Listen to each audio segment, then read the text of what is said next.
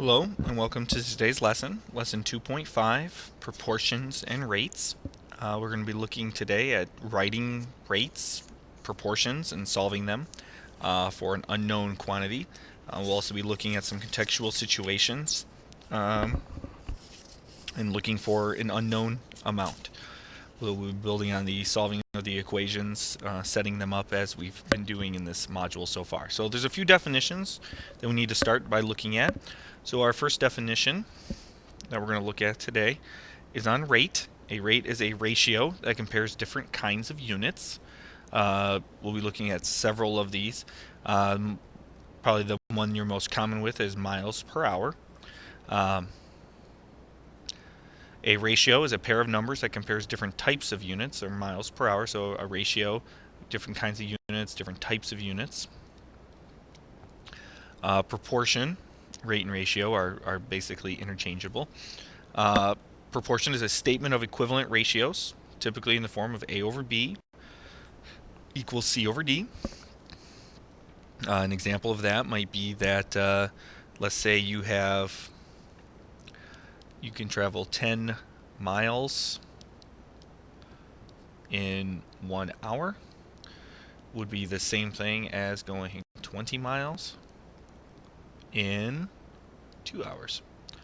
So those would be equivalent.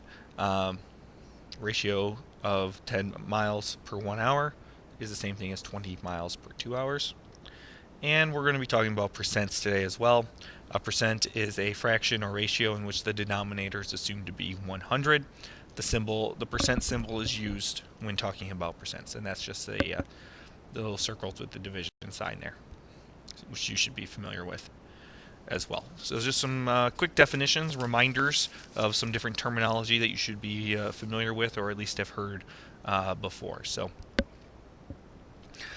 a rate, per means to divide. So if I'm looking at miles per hour that I can travel, so how do I write that is really the question. So miles per hour is written like this. There's miles per division hour, dogs per house, students per desk, and penguins per igloo is how we write those.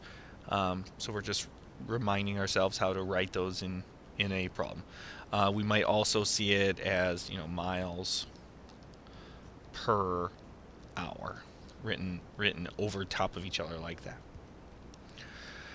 So here we go. So if we have people per house, how would we write that? Just people over house. Cats per yard, you could write it like that. Meatballs per plate, and books per shelf. So some different ways that we can write those different amounts. Okay, pretty straightforward, pretty easy as far as just rewriting the different amounts there. So we haven't had any numbers yet, but we might say that there are 10 meatballs per plate. So we'd have 10 meatballs over 1 plate. So looking at a ratio here, we're comparing these different values. So miles per gallon, gallons per tank. Let's say that we can travel 10 miles per 1 gallon.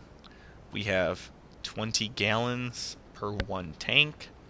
That can tell us that we could go 10 miles per 1 gallon. So there's 20 gallons, so 200 miles per 1 tank. So if I was to write this out, 10 miles over 1 gallon, and times, because they are next to each other, 20 gallons per 1 tank, and the gallons over gallons cancel. 10 times 20 is 200. 1 times 1 is 1. My units are miles on top and tanks on the bottom. So I can go 200 miles in 1 tank. Snakes per yard, yards per block, pepperonis per slice, slices per pizza, pimples per face, and faces per class. So you can see how that would break down. So if I'm looking at this, weeds per yard, yards per block, you can start to see how we're going to write some of these. So we're really just setting them up at this time. Fishes per lake, lakes per state, sodas per case, cases per store. So just some different ratios and the ways that we write them to get them set up. So let's say that we're solving a proportion. So we're going to solve these for the given variable. One way to think about this is, a student once told me is to think about it as a fish. So to draw that fish. So start with the variable, but start on the opposite of the variable, so below it. We're going to kind of connect these two, and that leaves us with a little fishy here. So we're going to say 5 times 2 divided by 10 equals our variable. So 2 times 5 divided by 10 should give us our variable. So 2 times 5 is 10. 10 divided by 10 is 1. So x should equal 1. And does 1/2 equal 5 over 10? Yes, it does. We're just cross multiplying here is what this is commonly referred to as. We're looking for that variable. We might also notice that 10 is related to 2 in that you could divide it by 5 and that gives you 2.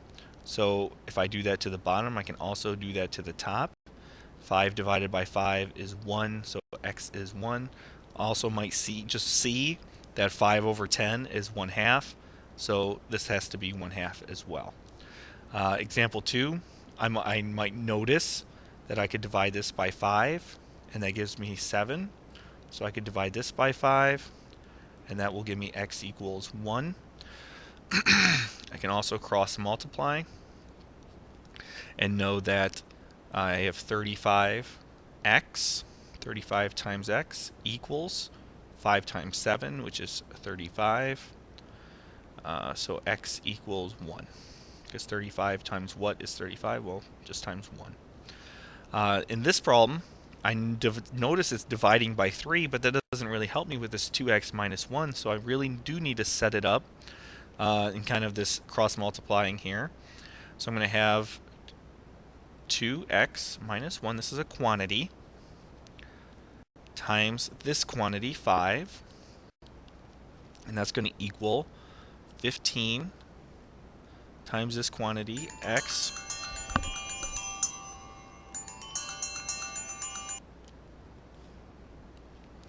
Alright, so to pick up where we were, you do that 15 times